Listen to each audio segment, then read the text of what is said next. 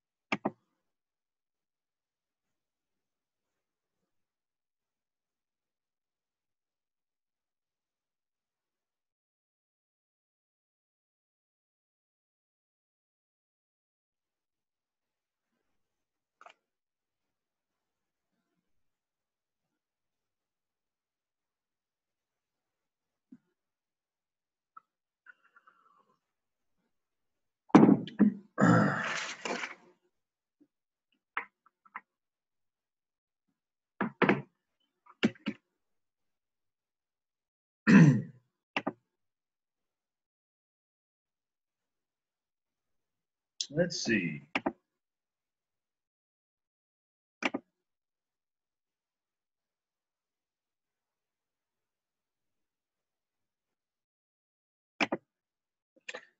There, see what's happening. I don't know if anybody can hear me, so that'll be fun to find out. And I wonder how this works with the camera too. Hi, Elizabeth. You are the first person here, and this is my first time on a Zoom webinar.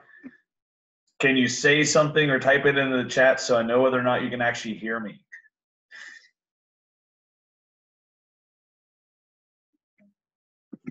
Let's see.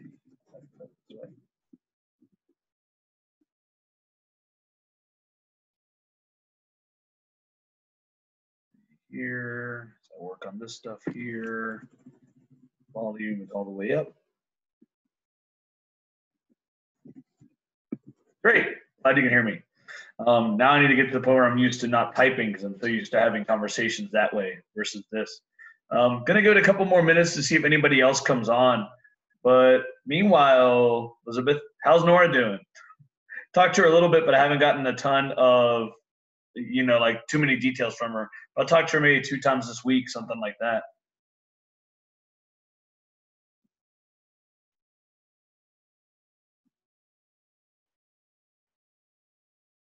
I feel like I should also switch my mug around. Awesome, good. I'm ready. I'm excited to see her too. I was pumped to hear about the team she's doing, everything like that too. I'm gonna also try to turn my coffee mug around so you can see it. One of my favorites, still in the Halloween spirit year round. Sorry, gonna give it officially till I have 8:02 on mine. I had a couple people reach out about whether or not the webinar was still on today, so I'm gonna give it until probably here, said about just like 1 more minute to find out.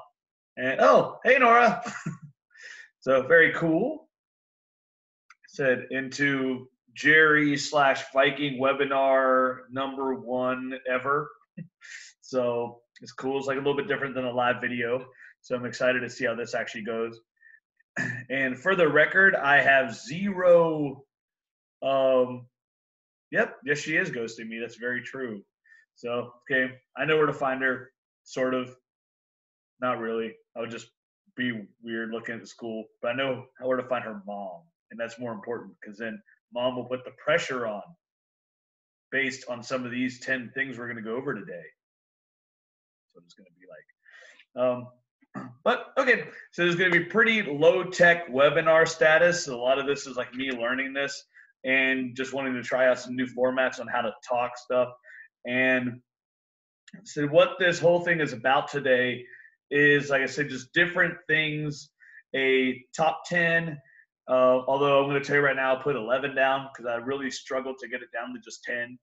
But a top 10 things to basically learn as an athlete, which as the parent, you can do a really good job of trying to like teach your athlete.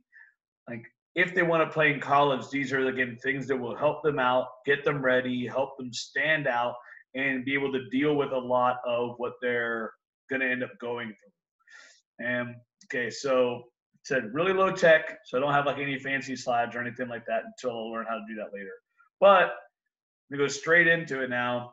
Number one, and this one is going to seem really logical, but it's amazing how much of a difference it makes. But number one on my list is do what you're supposed to do. And when I say that, I mean actually checking off like every single item in the like on your list as a student and as an athlete. So and this happens like not just when you get to college, but also beforehand, especially like when you're talking to coaches about recruiting, when you're talking to them about visits. But even before that, this is your traditional like, don't get in trouble with the school or publicly. Don't post anything that you might regret later with social media, and because coaches do check that. And make sure you get the grades that you need to get to that next level, to where a coach will want to offer you a spot or have you on the team. But especially once you actually get there, again, this is the focus, is learning how to just do what you're supposed to do is such a forgotten skill. Like everybody says they knows that, and everybody says they understand that, and that it's just basic. But when you actually watch people in real life, especially young adults and college students, that's when you'll really find out how few people actually take it to heart. So again, it doesn't matter if you know what to do. Like it doesn't matter if you know you're supposed to do everything if nobody does it. And so just simply doing what you're supposed to do like changes the game and automatically separates you from most of the rest of the pack. And again, like I've seen this over and over again. I've seen this at every level. I've seen this, outside of athletics, but especially in athletics. And so often, like coaches' favorite student athletes most of the time will be not necessarily the best ones or the ones who have the most impact, things like that. But a lot of times it's just those ones that they know they can count on to do what they're supposed to do. They know that they're going to go to class and get good grades, or, try to get good grades. They're going to stay out of trouble. They're not going to be getting phone calls in the middle of the night one day about like some sort of public disturbance. They're not going to find out, something that's going to make their job harder as the head and the face of the team. And they also know you're going to make it to practice on time. They know you're going to do everything you can in practice. They know you're going to take advantage of most, if not all, of any like extra or optional opportunities. They know you're going to go to treatment on time. They know you're going to go to study hall on time. And all of these little things add up, and every single one of them is usually so simple by itself. But seriously, if you can just do what you're supposed to do, that separates everything. Like this is an outside of college example, but but to me, it's a recent one that got the point across. Was someone I know at the gym came in excited one day that they had just won their first their first grip strength competition online. And then they said that it wasn't really because they had done anything special, but they were the only person who had actually done all of the events and submitted all of them. And as soon as I heard that, I got really excited actually, and was telling like every single one of the athletes at the gym there about it, because that right there was such a good example to me of simply by doing what you're supposed to do and being the only person who actually fulfilled all the requisites, she automatically got that chance to, be seen as a winner, to be recognized a little bit. And it's the same thing. You'll be amazed that once you get to college, how many student athletes will miss classes, or they'll simply miss study hall, or they'll be late to treatment. And it's not like the coach ignores all of that. Like every single one of those things gets added on. So do the homework, pay attention to the coaching, go to, do the workouts, and you're going to be there. So do the best you can to get everything you can out of the workouts. listen to what you're supposed to do. And again, realize that the biggest factor here is that once a student athlete gets to college, they're dealing with coaches whose entire life is in essence geared and in a way run by what happens to 18 to 22 year olds. Like that's the group that they're trying to lead to the result of having a good program and a good season. So if you can be one of those 18 to 22 year olds who actually does what they're supposed to do, you're going to automatically separate yourself from the pack. And by making that coach's life easier and becoming more dependable for that coach, that is going to automatically set you up for a better career, a better chance of playing time or good playing time, just a better relationship, and is really one of the, like, out of all of these things, going to be one of those top things that just carries you through everything. This will be one of those big things when you're done with college, when you're done with sports, when you're, trying to find, like, whether it's an actual career, work your way up in a job. Simply doing what you're supposed to do is something that a lot of people do not even do. So again, the average these days, sadly, is pretty low. That standard is set pretty low. So without even doing anything exceptional, just doing what you're supposed to do is going to automatically already put you near the top. So parents, please make sure that they're actually, like, understanding this now and seeing the value in doing the simple things well. Okay, number one, just do what you're supposed to do. Number two is to understand the real life implication of what we call the stress and rest cycle. Because you already go through that now, like everything is made up of these two things, but especially when it comes physically to sports. And that's, you're putting yourself through stress, physical stress of games, practices, workouts, and also the mental and emotional stress of the games, the practices, the workouts, the anxiety, the nerves. And then all of these things are only finally brought together for that full performance, or that elevated performance, if you then give it the appropriate rest. Like if you constantly stress, just go workout, or practice, never giving your body time to rest, then your body will eventually break down and at the very least, just not get the most out of it. It's not just physically, this is mental too. Like once you get ready to go to college, physically you will be broken down and you need to take advantage of the rest, because they're going to practice you hard. They're going to work you out hard. During the average week, they'll train you, they get a chance to train you for 8 hours a week, which may not be doesn't sound like a lot, but you got to realize this is going to happen during your entire school year. So it's not like now where you have your preseason and then you have your season. You're going to go from pretty much the first or second week of classes starting, maybe earlier if you're a fall sport like volleyball. You'll have practices before classes even start if you're a fall sport. And when you're in season, you'll have 20 or more hours per week with only one day off of physical stress. And then again, even when you're out of season, you're going to have at least 8 hours of it. And then plus probably optional things on top of it. And that's just the physical side. It's going to be hard. It's going to be grueling. That's the way most coaches are going to run it. So again, you're going to be physically broken down from the hours, as well as the fact that the intensity is probably higher than anything you've had through high school or travel sports. So you need to take advantage of the rest when you do get it, in order to recover from all that stress. And it's not just physically, mentally as well. You're going to say, you're going to have homework to do good on top of it. You're going to have your projects. You're going to have exams. College professors love to be on similar cycles. So what will normally happen is you'll have 2, 3, maybe 4 weeks at a time of classes where you just have normal class and normal homework and normal assignments. And then all of your tests are usually within 1 or 2 weeks of each other.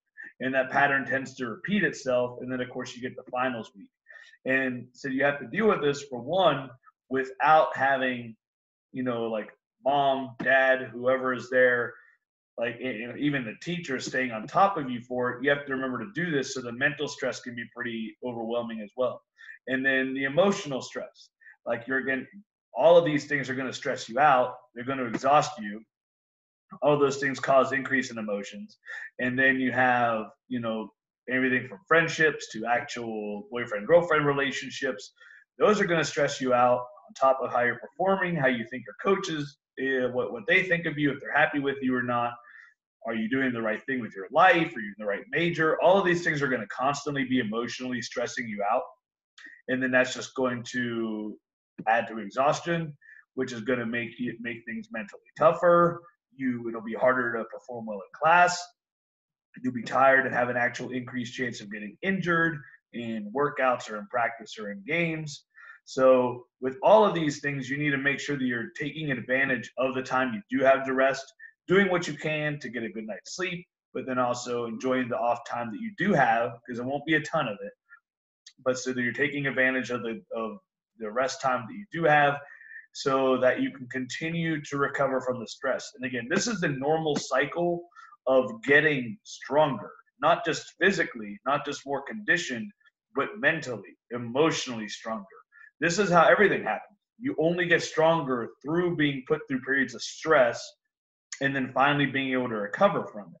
So again, this isn't like stress is bad. The stress can actually be a good thing. It is a good thing because it is pushing you forward. So realizing this. So the reason I bring this up now is because if this idea can be really pushed forward now, like before you're in college, when you're in high school, and pushing yourself, realizing the stress you're putting yourself under, like identifying the physical workload, the mental workload, when you're getting emotionally stressed out, and then just taking advantage of the downtime and how to actually rest appropriately. This is a good habit to get into now, so that it's more ingrained as a habit and already as a lifestyle choice once you get to school. Because when you get to school, you're going to have a million more distractions. So you want to make sure that you're getting it's already part of your natural DNA to actually take advantage of time periods to rest, of downtimes, and get into it. Because again, you can't just, like now in high school, you probably have some ability to just hang out and chill out when you're tired. You will not have that when you get to college. So, you're going to have to pick and choose what you do with the time that you do have free in college. And then you're going to have to perform all the different times you're required to. So getting used to taking advantage of that stress or that rest time now is going to be huge. So you can really make the most out of that stress and rest cycle. Okay, so number 3 is to understand the value of building relationships with a broad base of people and support staff. Again, this is actually more specific of an action item than it sounds.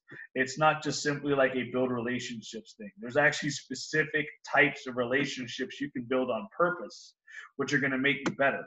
And the more you can actually work on doing this now, before you get to college, the more natural it will become. And the thing is, I said, building relationships with your coaches and building relationships with your teammates, those are already a given. Like those are going to happen. You're going to be with them a lot, especially your teammates. Your coaches are those authority figures. You're going to have those relationships already. So, you want to make sure you get the most out of them, but consciously building other relationships is going to be pretty key, though, to your ability to not just survive in college, but actually thrive in it as well. And then again, through the rest of your life afterwards.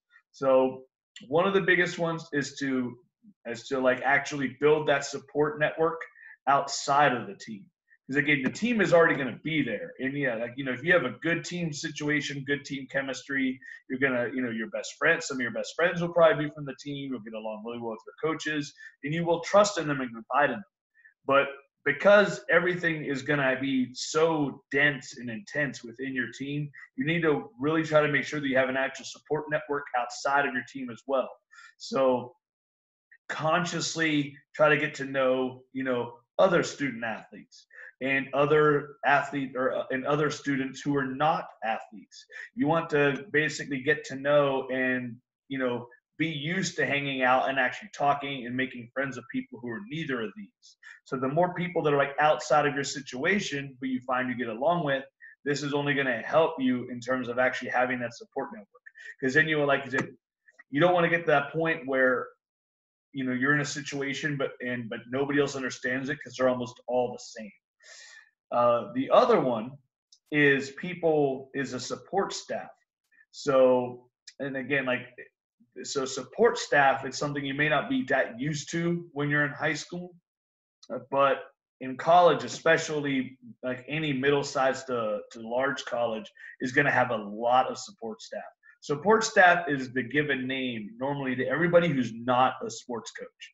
Like so like me, for example, as a strength and conditioning coach, strength and conditioning coaches are support staff, but so are the athletic trainers, team doctors. Some schools may have sports psychologists. You're going to have media directors. You're going to have, you know, not just athletic directors, but probably associate athletic directors who, you know, or do more day-to-day stuff with the team here and there.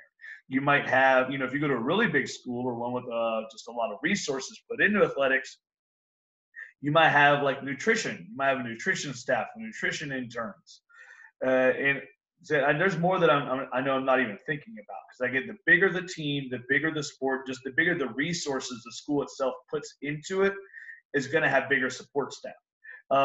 Looking all the way down, I mean, this is even like your custodial staff, your custodians, your janitors, your maintenance guys, people like that you see on a regular basis. So this is something you can actually work on now, and that is, like I said, actually huge. Like athletes generally understand the athletic trainer. Maybe not as much in high school or travel sports, because you usually only see them like in season or in games, maybe at practice. In college, you're going to see them all the time. Like as a collegiate athlete, you're going to spend more time with your strength and conditioning staff and your athletic training staff than your coaches. So you're like way more time. Like I said, because you will actually see them year round. There are restrictions to how much the coach, the actual sports coach, can work with you as a student athlete in college when they're out of season. They can only work with you 2 hours a week. But meanwhile, the other 6 hours, earlier I mentioned you have 8 hours a week, the other 6 are going to be given to the support staff. And that's going to almost all be strength and conditioning or mandatory athletic training time. So you're going to spend a lot of time with these people. So actually like build a relationship with them. They're not just tools, and like really build that so that everything is just more memorable and everything feels more supportive. And one of the biggest things is that is even like that custodial staff. That's probably the best example that I can give you, as crazy as it sounds. Like the janitors, the custodians, you know, they're used to being ignored. They just go in, they have their people that see them. There are a lot of coaches out there and administrators, sadly, who really do just, you know, ignore the guys who clean their offices. They ignore the guys who clean the weight room or all that. But they're the people who tend to remember you the most when you actually get to know them. Like you talk to them, you say hi to them. You know, I said you literally get to know them. And I saw this a lot. Probably where I saw this the most was a WVU football and WVU basketball. Well, although actually a lot in WVU soccer too. Literally every team I spent with, they had good relationships with the athletic trainers if they were a good team. But I saw this a lot in where I would spend a lot of time in these weight rooms, and you know, I would be there at the time frame the custodial staff was cleaning the weight room or the sports offices afterwards, and they would talk about athletes from years ago who actually, you know, took the time to get to know them, and they talked to them. They're the ones who they remember, you know, like your star players, et cetera, things like that. If they didn't go out of the way to actually make their presence known outside of what they did on the field or on the court, then eventually they get forgotten, and actually it's pretty fast. Like that's what can be amazing about it, is within 1 or 2 years after leaving the sport, even if you're one of the better players, people will pretty much not be thinking about you anymore because they're thinking about what's happening right now. But so it's the support staff. They're usually the ones that actually remember the people who stood out to them, and those are the ones that actually got to know them. Again, so one of the more valuable things you can do relationship-wise is just getting used to meeting those other people, talking to them, and not thinking of it only in terms of like coaches and teammates. So actually getting to know all the other people around you. See, number 4 on my list is how to set up time management and routines. So for one, this is going to optimize that stress rest cycle. So you're actually going to, again, like the more you're going to be stressed. So the more better you are at managing your time, the better you can actually rest without accidentally screwing yourself up for something else. So get better at time management, batching activities. So, do things that are pretty similar, like at one time. Don't just kind of do it hit and miss here and there. The more of a routine you can get, the better it is. Like a lot of people, especially younger people, tend to think of routine as boring and, possibly even trapping. But honestly, once you actually start getting busy and your responsibility grows, you'll start learning that routine is freedom. The better your routine is and the more in control of it you are, then the smoother you can do what you need to do, the smoother you can handle your responsibilities, and you can do bigger things better. And you actually find out that you have way more time because things were nowhere near as chaotic or messy for you. So right now in high school, do things here and there to get better control of your time management, get better control of your schedule, understand your routine, cough, set up your workouts, things like that. Get that routine and then own it. Actually own your combination of time management and make it for that.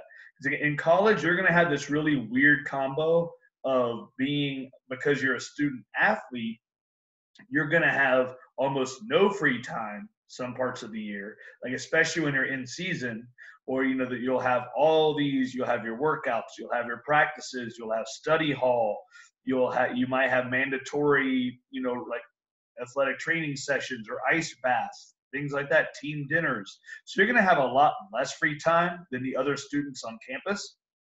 But at the same time, you're still going to have more free time than you have right now, because the college schedule as a whole opens up a lot more gaps of time, where rather than going to school for 8 hours in a row, 5 days a week, like that doesn't happen in college. So you're going to have this mixture of no free time, but more free time than you're used to. So the better you actually know how to manage that, both your off days, your bigger chunks, or also like gaps in between, then the better you'll be. By the way, my screen is starting to slow down. I don't know if yours is, but if it is, sorry about that.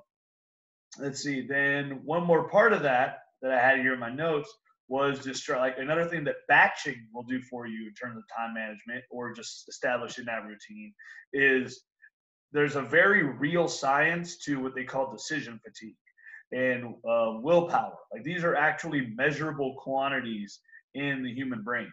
And the more decisions you make throughout the day, the less you're able to make better decisions later on in the day. And same thing with willpower. The more energy you expend like making decisions or using your willpower earlier, the less likely you are to make good willpower decisions later in the day. And so, this is why grocery stores put all like the candy bars and stuff right next to the register, because you might have made a bunch of decisions throughout the store while shopping. Your willpower and your decision making is at its lowest when you're right by the register. So the better you can actually basically remove having to make specific decisions, like what to do, what's more important, what should I do with this 45 or hour and a half break right now. The easier you make that, the more routine you make it, the more you literally will give yourself energy to make decisions and have that willpower. So again, work on that now. Basically just get better at actually making a perfect schedule for yourself. That doesn't mean everything has to be literally outlined, just simply like good decision making and use of your time. And I said that right there will put you above what a lot of other college students in general go through, especially student athletes. Trust me, it's very, very common to just see the student athlete just basically like either party or sleep and do nothing.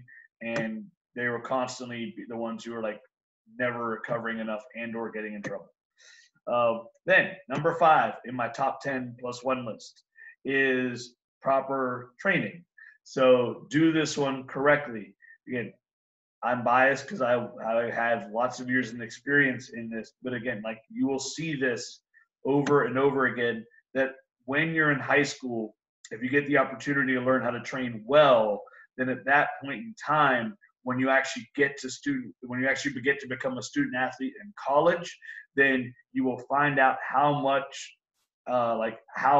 proper strength and conditioning and proper training when you're in high school help you out now.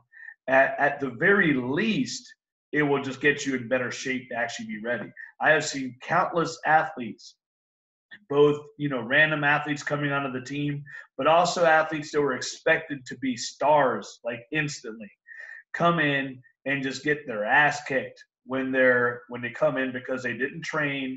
They thought that, because they didn't have to train when they were in high school or playing travel ball, that they would be able to do the same when they come into college, forgetting that almost everybody else in college was the same way when they were in high school. And then they either have just a huge struggle to get to that point, or sometimes they don't even make it. And again, my screen is freezing way more than it had been before. So again, if that's happening to you, then I am really sorry about that. I'm actually going to try to just straight up close out of my entire internet and see if that has anything to do with it. But so let's see here. I'm back, I think. See if that actually frees it up a little bit. But yeah, learning to train. Instead, for example, an example from my time frame at WVU was one of the early years there when it was either 2004, 2005 at WVU football. I'm talking about the year that Steve Slayton was a freshman. Steve Slayton was just a 2-star running back. Nobody really expected a ton out of him. And there was a freshman coming in, and man, I completely froze. So there was a freshman coming in named Jason Gwaltney at that time, who was a 5-star running back. And at that point in time, WVU never got any of these athletes. So seeing that was enormous. And it was just ridiculous. People were already talking about Jason Gwaltney for Heisman, all that stuff, and the kid hadn't even come down and played it down yet. He was one of the laziest student athletes I have ever seen. Like, he came in, he was very physically gifted, but he assumed he would be able to do the same thing. And as a result, he basically got his butt kicked so much by practices, by workouts, and then actual games that he never put any actual statistics together.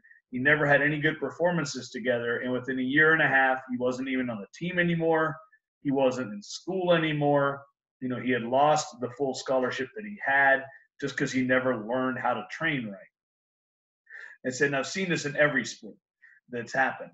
I've also seen this from the beneficial side, where athletes who, of any level, but even, whether scholarship or even athlete or even walk-ons, went in, and a lot of your better strength coaches or strength and conditioning programs in college will specifically treat freshmen like they don't know what they're doing at first. And again, that may sound weird, and granted, there are probably better ways to do it, but if they had the resources, they'll probably separate the freshmen, or again, just treat them at least like they won't know what they're doing in the weight room. And my cat may join us in a second. He's trying. So he's right there. And they're gonna treat freshmen like they don't know what they're doing, because they have no idea if they have been doing anything or if they know how to do it correctly from high school. And what I've seen a lot is, I remember this from my time at WVU. Like, I remember the exact athletes who would come in, and I would want them. I would treat freshmen like I wanted them to work out hard, but I also gave them simpler versions of what to do. And I remember every time an athlete really stood out to me as like, wow, this athlete actually got coached how to do things well. This is awesome. Like, those things instantly make good impressions. And now that I'm on the other side of that with the gym at Viking, like, I can basically already think of a half dozen examples of athletes who've left the gym, actually way more than a half dozen, and they leave the gym and they go to their college, and are basically within just a couple of weeks already bumped up because they've impressed the strength and conditioning coaches there, because they do know what they're doing. And again, they're not used to that. And again, that can really instantly get you in in a more positive light for the coaches, for the strength and conditioning staff, everybody, if you actually take the time in high school and travel to find out and know what you're doing. So again, that was number 5. So again, number 1, do what you're supposed to do. Number 2, understand and try to maximize the stress rest cycle. Number 3 was to understand and maximize the value of like how to actually build relationships with a broader base of people and the support staff, how to set up time management and routine, and again, how to learn how to train. So, all right, number 6 in my top 10 list was how to actually maximize your opportunities, because understanding that your time in college as a student athlete is an investment and a chance to maximize resources. Again, so it's at least an investment of your time and your life. So 4 years, 5 years, maybe even 6 years, maybe through, paying through college or the accumulation of student debt. Maybe you're one of the lucky athletes who gets a full scholarship or, something like that, whether academic or athletic. And, so at the very least, you're still putting your time into it. So you're investing yourself into it, and possibly a lot of finances, or your parents' finances, one or the other. And use the resources that you're being given, though, because of that. So like your schools by themselves are going to have a lot of resources available, and never again, or it's unlikely are you going to just be able to automatically have access to so many people, like the support staff that I mentioned, people who have been in a ton of different fields in one gathering place. Like think of all the different professors, all the different fields of study, again, all your different professionals that you have at your disposal in different fields that you can ask questions from. You can ask them for advice, whether it's like career advice or just how they handle things, or ideas to figure out what you want to do in your future. You never again are you also probably going to have this type of exposure in terms of like technology. You're going to have, technology, whether it's like computer systems or research systems, labs, or recovery systems, like in the athletic training room. Again, like colleges, especially the athletics departments, they are investment, like black holes and investment meccas where people dump money into getting the best of things. So they'll have, they'll try to have the best weight room equipment that they can. They'll try to have the best sports medicine recovery things that they can. And so really use all of these things. Like don't fall into the trap, which so many young people do, of thinking that because like you haven't yet you didn't see the work that went into building those things, you don't see the investment value because you're not actually involved in the direct paying of the investment, therefore thinking that it's just, like, well, I didn't really pay anything into it, so if I don't use it, no big deal. Use it. So again, you can start doing that now, even before you get to college. So as a high schooler, as a travel athlete, actually try to take advantage of these things. Like understand, if you're in a travel team, if you're investing there, if you go to a gym and you're investing there, or you're just investing time, find out what you can learn from the people who've been there. Find out what you can learn, in terms of like mentorships, getting good advice, or use the things at your disposal. Maybe it's even, lowercase, and it's just simply access to the gym a few extra times. Take advantage of that. So like actually learn how to take advantage of your resources. So you're not basically just going through the minimum experience, and then all the way at the end of it, when you're done and you no longer have access to these things, that's when you're trying to build everything up. And where all of a sudden you are in charge of basically investing or paying for anything you want to actually do. So take advantage of those things. Let's say especially the people. That's going to be number 1 for sure. Number 7 on the list is understanding now that at any point in time you can work towards the future that you want. So work on like basically already starting to shape your life up. Work like building on your future.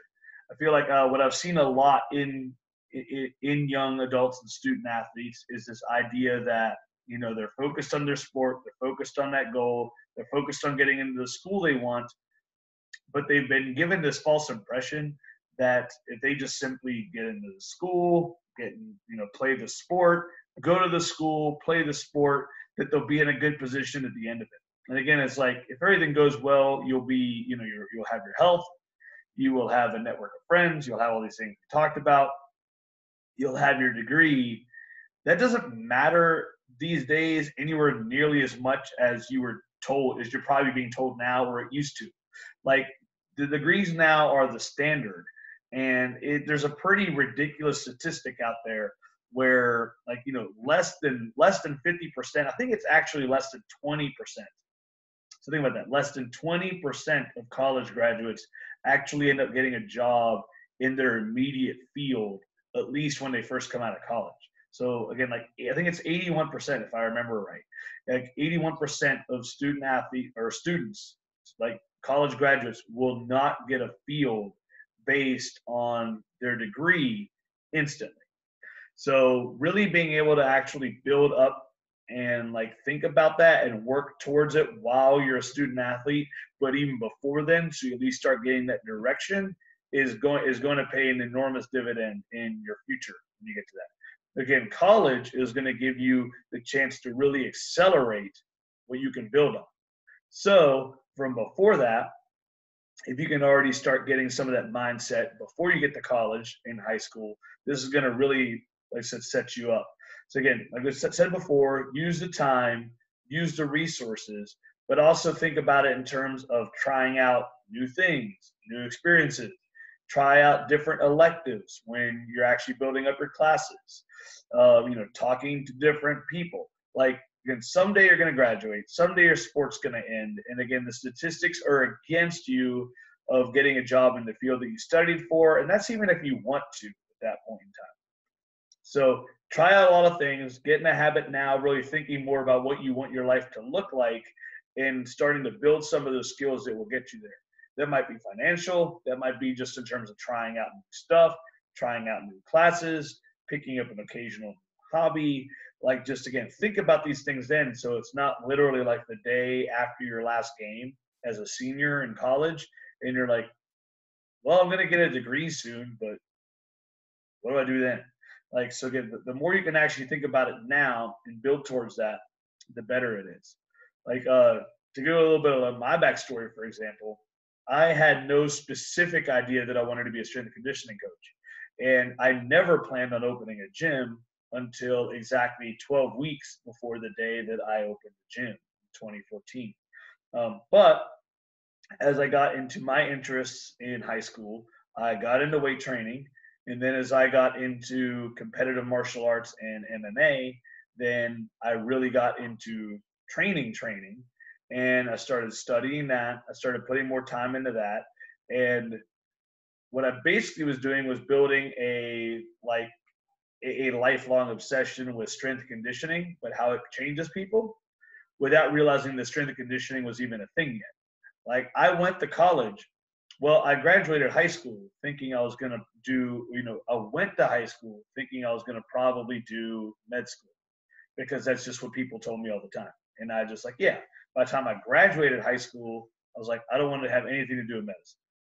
I was like, at that point in time, though, I went to college thinking I wanted to do something to do with fitness and exercise.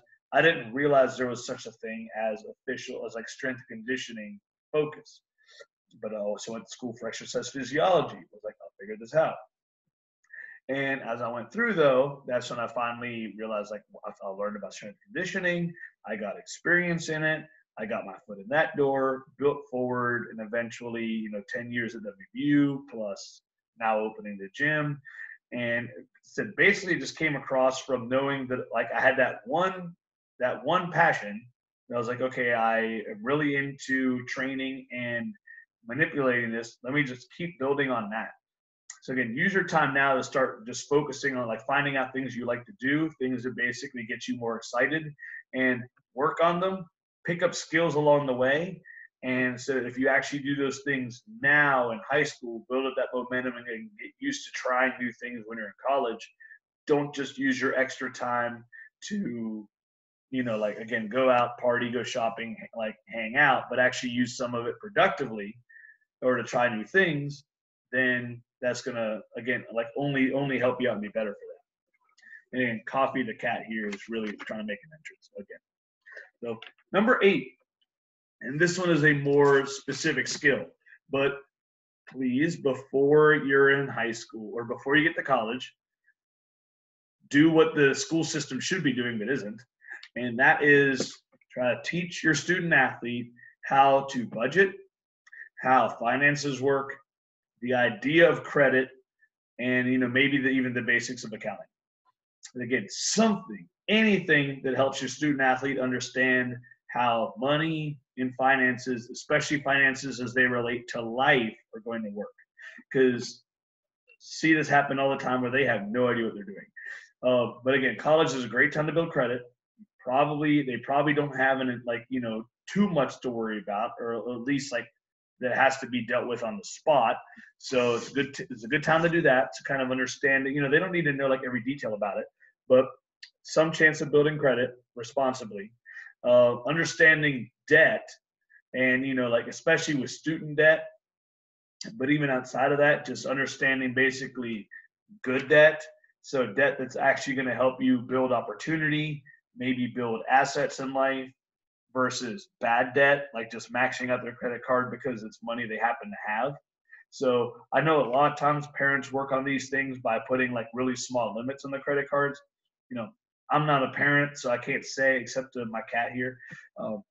But I can't really understand 100%. I can't say 100% on this, but I feel like if you actually just get them to understand that when they have money on it, when they have a balance, or when they have available credit, it's opportunity. It's not just money to you, but how that actually happens. So understanding interest rates, understanding how interest works and minimal payments. So just the very ability to actually understand how to use money, and how to understand how money will build up and go from there. Because again, every single, so much, all the focus now in terms of college and student athletes is getting out and how much debt they have. And again, that's probably going to happen in most cases unless you really focus on working on that. But you can also actually take this time and again, build those things that take years and can help you afterwards, like credit, or in some cases, you can even at least start building a little bit of wealth or financial cushion. Let's say you're an athlete who does get a scholarship. That scholarship may involve just some simple payouts regularly.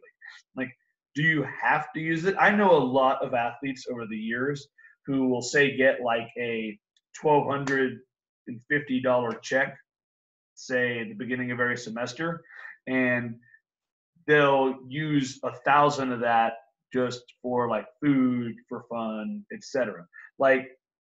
They'll just use it. It has nothing to do with it. If you're lucky enough to be getting an actual check in the form of a scholarship or something like that, but then you don't actually need it, or you have some left over, again, how to actually use that responsibly, or have it again, because in that case you're literally being given free money that you earned at one point. And again, I've seen some athletes actually have a pretty substantial amount of cushion after a couple of years, because they pretty much never spent their money and they just kept it. And again, it's it's money that is just part of their scholarship is being given to them. So it's not as if they're taking advantage of some system. They're simply maximizing the system.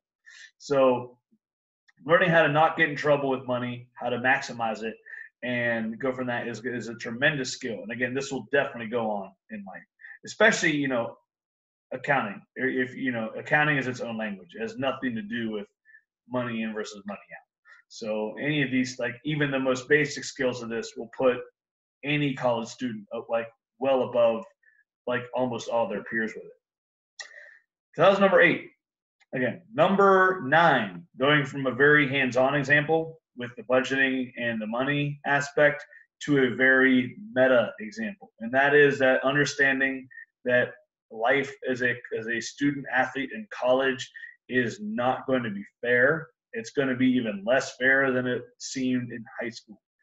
So you can get used to that now, and how to basically just expect and understand that, prepare for the worst, prepare for the worst, expect or hope for the best, all that good stuff. But again, everything again, it's not going to be fair because there's one thing to remember in this.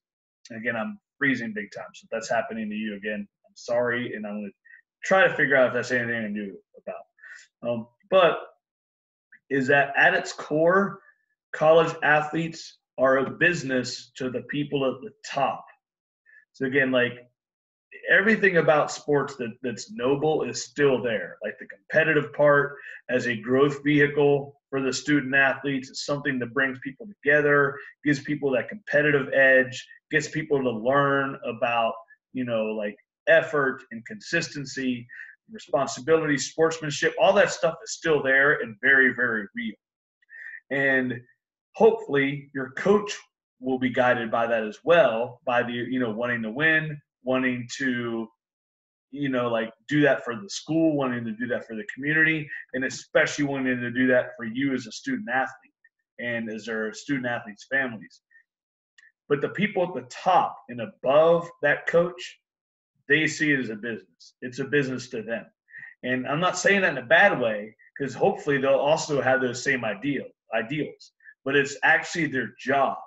Like the school president, your college and university president, or your dean, or the athletic director, their job is to try to bring in and maximize money into the school and university to then be able to, in turn reinvest it, maximize resources, create more things that want to bring in even more people or even more donors, or even like that's their job. So it is a business to them, and they're going to trickle that downwards. So, the coach, no matter how noble and like people oriented and service oriented that coach is, they're still going to receive some form of pressure in the form of business pressure. And so that means that to some degree, they're probably going to have what's seen as unfairness. And that means that, if like, even if one kid, even if your student athlete is working, is doing everything right, and say like a full scholarship athlete is, does not have as good of a grades, gets in trouble here and there with missing classes, etc., they're probably still going to get the benefit most of the time. And again, you need to understand that this is the way it's going to happen. And again, but there's nothing you can do about it on that end. But what you can do is do everything you can to maximize your situation here. So basically, commit to doing everything right. Like, rule number one, do everything you're supposed to do to stand out as much as possible from that respect, so that when opportunity does arise, like you're ready and you're the first one that comes to mind from it.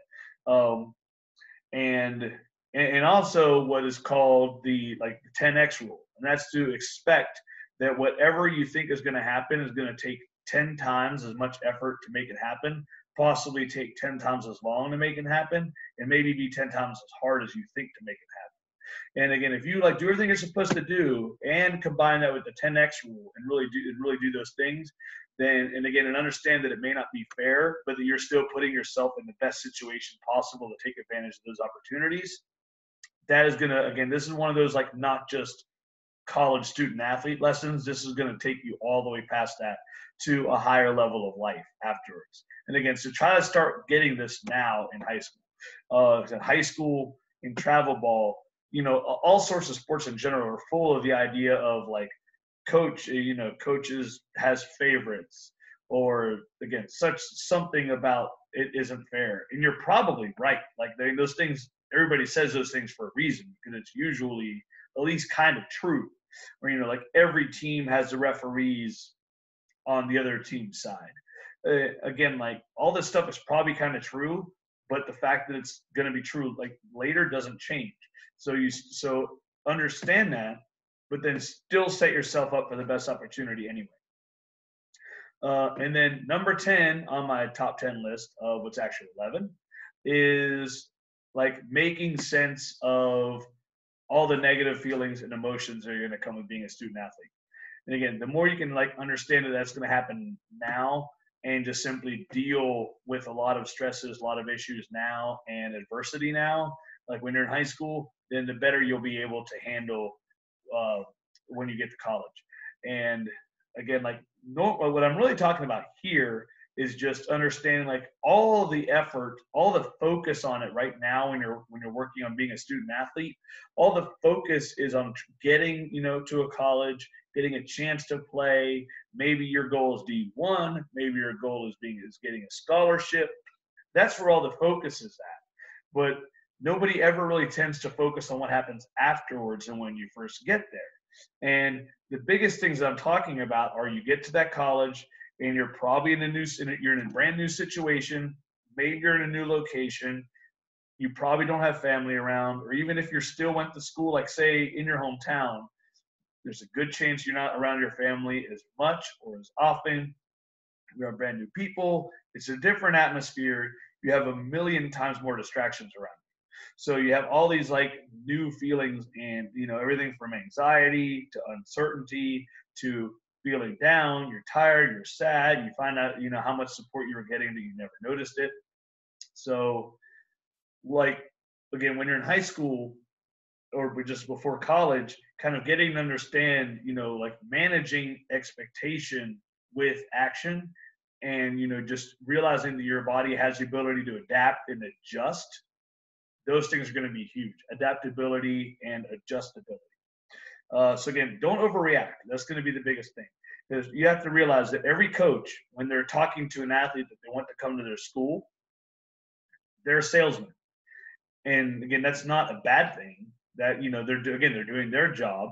They're selling you on why their place is the best. Hopefully, they're not lying and they're telling you exactly what their school really is to them. But they're going to frame it in a very positive light. And they're going to, there are probably things that they don't bring up that are maybe not as savory. So they're going to be salesmen about it. And again, that's what everybody focuses on. Like getting commitments as a coach is a form of salesmanship. Again, like I had to talk to a lot of recruits when I was at WVU, and it was basically 20, 30 minutes of selling our strength and conditioning program as to why that was just one more reason to come to WVU instead of going somewhere else. And again, I wasn't lying. And in fact, with the way my brain works, I hated saying things that would still be understood, but I knew weren't 100% accurate. So again, like this was going to happen every case. But when you get there and you find that out, it's, where's the reality versus where is your expectation? Again, give it, some people go into it and instantly love it, and that's awesome. But for the people who have feelings of homesickness, or they feel like they were actually like lied to, or they're just not sure if it's the right fit, give it time. Again, realize that you are an adaptive human being. You have the ability to adjust. So the more you can do that early, the more you don't just expect things to always be rosy and perfect when you get to them. Before you even get to college, this will only help you out. So, and then, if it is just an adjusting issue, you get used to it. You find out that life by yourself or on your own isn't that bad. You get used to it, and then it'll probably start working out. But, also you'll learn, that if you get there and you find out that you do feel lied to, or things are even against like your core values as a person, and you gave it that time frame and adjusted, then you can also hopefully be mature enough at this point to make the decision that maybe this school is not the right one for you. So realizing the difference between one and the other. And then last but not least, especially coming up in an hour, I think I said this would be 45 minutes, but I talk a lot. That's what I do. And I drink coffee. I haven't done it in a while. Thumbs up. Okay, that was good. But there is no such thing as too late or too early. There's definitely too late. So sorry about that. You can always learn how to take just ownership of your choices and what you're doing. So again, this is something that is basic. Almost everybody would agree with this. But again, actually seeing it happen in action, see people do this and actually live it is pretty rare as a whole.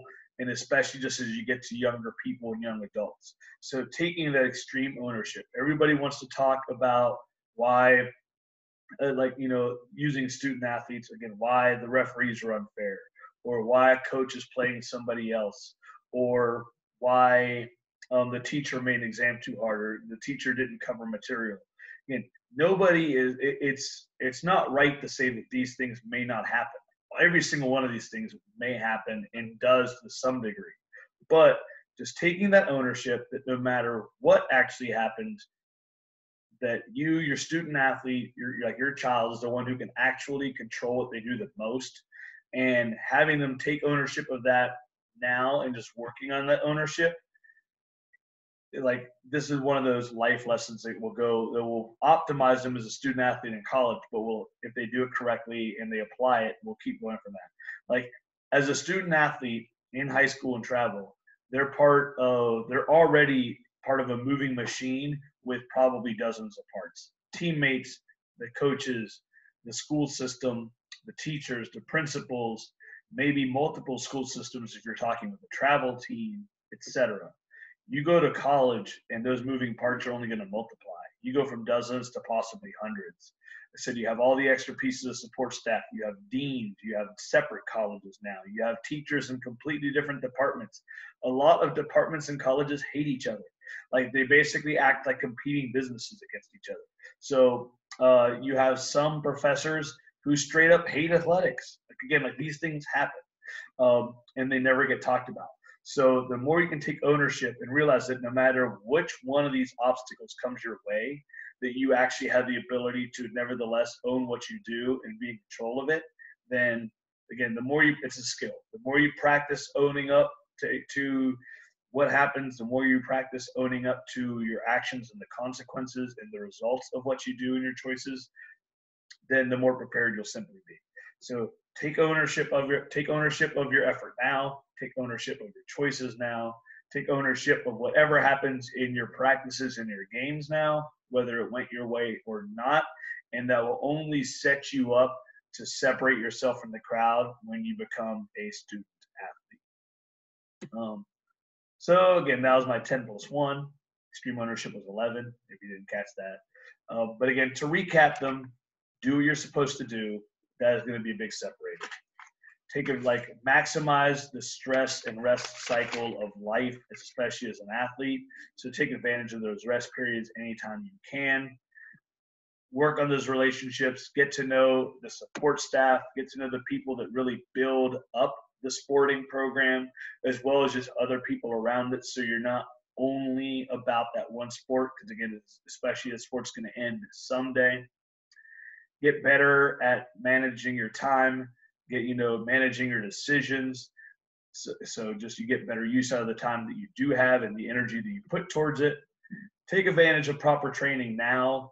Learn how to train both physically, mentally, be prepared, and then you'll probably also stand out when you get to college as a result of proper training in high school. Take advantage of all the resources that your investment of time and probably money is opening you up to. Take advantage of that and set yourself up so that then you can start building for your future. Take advantage of that by learning more, being exposed to new things, experiences, meeting people, gaining mentorships. Also understanding the basics of money and budgeting, because again, you're going out on your own, at least to some degree. And the next step after college is hopefully really going out on your own. So learn like budgeting, credit, finances, good debt versus bad debt. Also, again, just realize now that it's not going to be always fair. Do the best you can to do everything you can to set yourself up for that. So understand that your body will adapt. So when you do get to your body and your mind will adapt, so that when you come under different levels of stress, different levels of uncertainty and anxiety, that you're able to basically tell the difference between giving it time to adjust and when something is just a bad situation for you. And again, taking ownership of everything that you do, so that no matter what happens, you at least know you do the best possible to make that happen, and then to improve it again afterwards. So again, to those of you that are here today, I really appreciate this in my first webinar. I said I plan on definitely doing more of these and just improving myself as I do that. Again, taking ownership of that as well. And meanwhile, good luck with everything. And if you have any questions with anything related to this, or training or not, or college student athlete questions, since I did spend 10 years there and 12 years as a professor, I didn't even bring that up. So I can give you some answers as far as the scholastic side too, but feel free to reach out. But again, thank you everybody and have a great night. and see you guys later. This is probably going to be awkward me finishing it because I don't know what I'm doing.